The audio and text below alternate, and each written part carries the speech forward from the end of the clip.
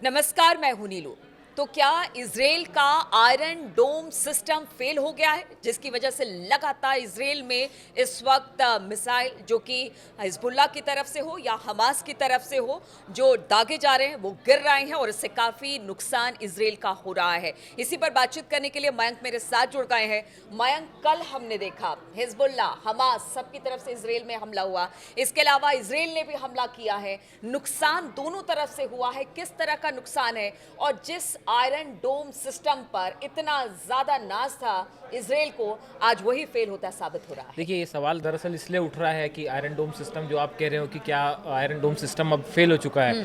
इसकी वजह ये है कि देखिए, कल रात को हाइफा और तिब्रियास, ये जो दो इलाके हैं इजराइल के, यहाँ पे करीब 18 जगह पर हिजबुल्लाह के रॉकेट्स दागे गए हैं। 18 जगह पे जो है वो हिजबुल्लाह की तरफ से अटैक हुआ, 18 रॉकेट्स दागे गए हैं।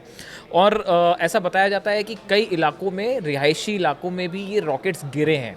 देखिए, ये एक बड़ी बात है जो कि हम पिछले कुछ समय से देख रहे हैं। हमने पहले भी चर्चा की थी कि ईरान की तरफ से देखिए जो तस्वीरें आई थी, 180 बैलिस्टिक मिसाइल्स फायर की गई थी।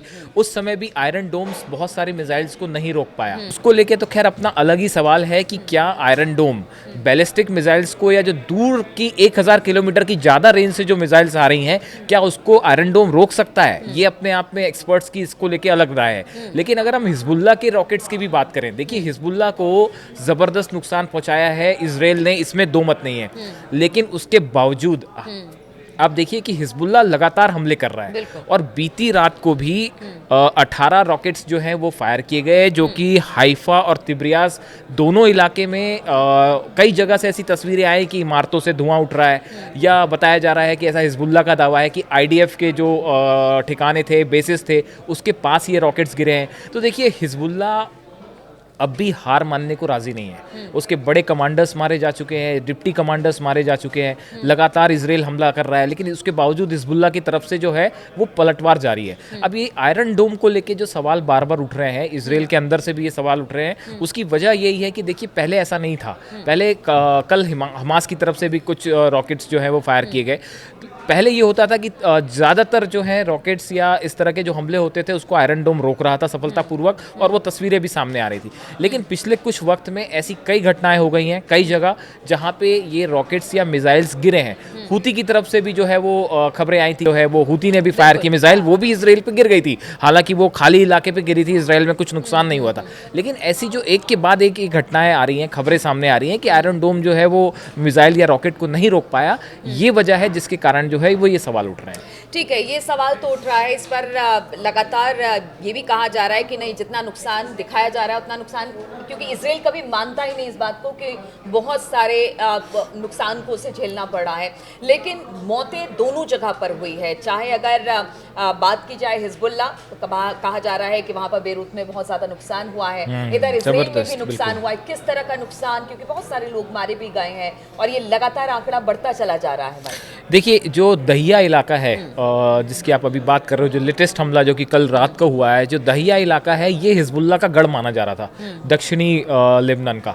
यहाँ पे जो है ज़बरदस्त बमबारी कल आईडीएफ की तरफ से की गई है। F-35 प्लेन्स ने रात भर बम बरसाए हैं, और बताया जा रहा है कि जो बेरूत का हवाई अड्डा है, वो भी इसमें जो उसका रनवे है वो भी तबाह हो गया है। मतलब वहाँ पे भी एयर स्ट्राइक हुई है, तो बेरूत का जो रनवे है वो भी अब उसको इस्तेमाल नहीं किया जा सकता। तो देखिए, जो दक्षिणी लेबनान का इलाका है, इस पूरे इलाके को आईडीएफ लगातार निशाना बना रहा है। सबसे बड़ा सवाल यही है कि जिस तरह से सब कुछ हो रहा है, रॉकेट दागे जा रहे हैं, मिसाइल्स फेंके जा रहे हैं, कहा यह जा रहा है ईरान का भी बीच में हमला हुआ, लेकिन अभी भी इजराइल जो है बेहद फोकस दिखाई दे रहा है। वो लगातार हिजबुल्लाह पे टारगेट कर रहा है, हमले कर रहा है, यानी वो पूरी तरह से जिस स्ट्रेटेजी के साथ उसे बढ़ना है उस पर पूरा फोकस बनाए हुए है। देखिए, ये जो आप पूछना चाह रहे हो असल में कि क्या 7 तारीख, आज 7 अक्टूबर है, एक साल पूरा हो गया है, क्या आज की रात कोई बड़ा अटैक हो सकता है, जिसकी पूरी दुनिया में चर्चा है। कल रात को ईरान ने अपना एयर स्पेस बंद कर दिया था काफी देर के लिए। पूरी दुनिया की नजरें इस बात पर टिकी हुई हैं कि हमास के हमले को जो है 1 साल पूरा हो गया है। क्या आज की रात इजराइल ईरान को जवाब देगा? ईरान उसके इतने बड़े हमले के बाद 180 बैलिस्टिक मिसाइल्स दाग दी गई, लेकिन उसके बाद तक अभी तक इजराइल की तरफ से कोई एक्शन नहीं है। सवाल यह है कि इजराइल की तरफ से ये देर क्यों हो रही है।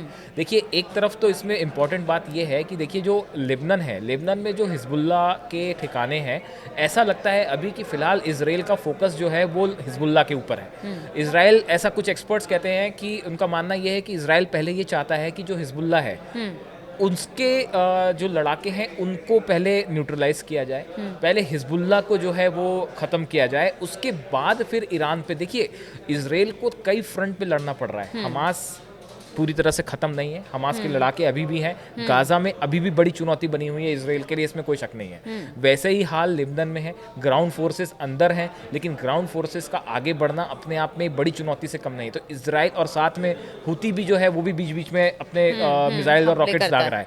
तो ऐसे में कई फ्रंट पे जो है वो इजराइल को लड़ना पड़ रहा है। बहुत सारे ऐसे प्रॉक्सीज हैं ईरान के जो कि इराक में काम कर रहे हैं, सीरिया में काम कर रहे हैं। आगे बढ़ना चाह रहा है। बिल्कुल, जितने ईरान के प्रॉक्सीज हैं पहले उनको खत्म करने। एक्सपर्ट्स ये कह रहे हैं कि पहली स्ट्रेटेजी ये है कि जो प्रॉक्सीज हैं ईरान की, इनको खत्म किया जाए, उसके बाद ईरान पे हमला किया जाए। देखिए, हम आपको नेतन्याहू का एक बयान बताते हैं जो उन्होंने कल दिया।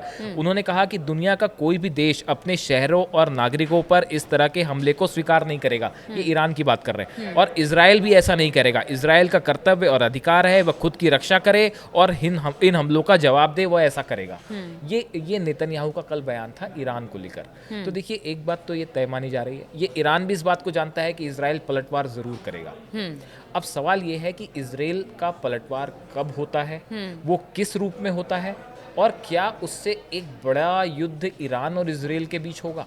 इस पूरे युद्ध में अगर युद्ध छिड़ता है तो रूस की क्या भूमिका होगी। ये कई सवाल हैं जो इस पूरे मामले को उलझाए हुए हैं। देखिए, इस पूरे मैटर में रूस की भी नज़र है, अमेरिका भी जो है। देखिए, कल जो अमेरिका के रक्षा मंत्री हैं लॉर्ड ऑस्टिन, उन्होंने इजराइल के रक्षा मंत्री जो हैं योव गैलेंट, इनसे बात की है ईरान को लेकर, और विस्तार से चर्चा, ऐसा बताया जा रहा है सूत्रों से कि विस्तार से चर्चा हुई है। ये रणनीति बनाई गई है कि ईरान को लेकर अगला कदम क्या होगा। तो देखिए, ईरान को लेकर इजराइल का अगला कदम क्या है, वो इस बात को तय कर देगा कि क्या यहाँ पे एक और खाड़ी युद्ध शुरू होने वाला है या नहीं। और आप एक बात और देखिए कि इसमें अब ज्यादा वक्त नहीं है।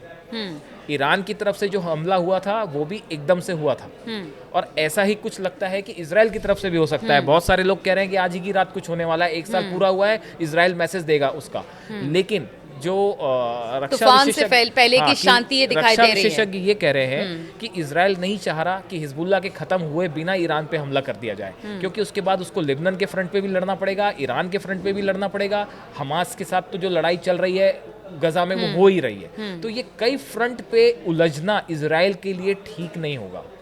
तो इसलिए इजराइल जो है फिलहाल सिर्फ लेबनान और हिजबुल्ला पे फोकस कर रहा है, शायद उसके बाद ईरान की बारी आए। पूरी दुनिया की नजर है कि कब इजराइल हमला करेगा, लेकिन इसके बावजूद वो चुप है। यानी अब ये कोशिश की जा रही है कि हमला जिसकी तरफ से पहले से होगा, कहने को हो जाएगा कि भाई आपने हमला किया तो हमने उसका पलटवार किया। देखिए, अब की बार जो भी स्ट्राइक होती है, अगर इजराइल की तरफ से स्ट्राइक होती है, देखिए खामेनी ने अभी जो संदेश दिया था, जो उन्होंने नमाज अदा करवाई थी, उसके बाद उनका जो संदेश था, उनके हाथ में देखिए आप गन थी। बिल्कुल। तो एक संदेश तो उन्होंने साफ दिया है पूरे इस्लामिक देशों को कि आपको एकजुट रहना है। और खामेनी ने इस पूरी चीज़ को इस तरह से पेश किया जैसे कि वो एकदम तैयार है इस बात को लेके कि अगर इजराइल की तरफ से कोई अटैक होता है तो उसका मुंह तोड़ जवाब दिया जाएगा, ईंट का जवाब पत्थर से दिया जाएगा। तो देखिए, इजराइल की तरफ से कोई भी अटैक होगा तो वो मतलब उसको इस रूप में शायद वो सीमित होकर नहीं रहेगा। मतलब कि बस इसके बाद हम ये मान के चले कि अगर चाहे जिसकी तरफ से भी हमला हो, ईरान की तरफ से या इजराइल की तरफ से, अगर कोई हमला एक दूसरे पर होता है तो फिर इसके बाद वॉर फ्रंट खुल जाएगा। बिल्कुल, उसके बाद क्या होगा, उसके बाद हालात कितने नियंत्रण में होंगे। देखिए, इजराइल अगर कई ठिकाने ऐसे बताए जाते हैं जो कि इजराइल के निशाने पे ईरान में ऑयल डिपोट, और कहते हैं वहां के लोग भी बड़े पैनिक है इससे लेकर।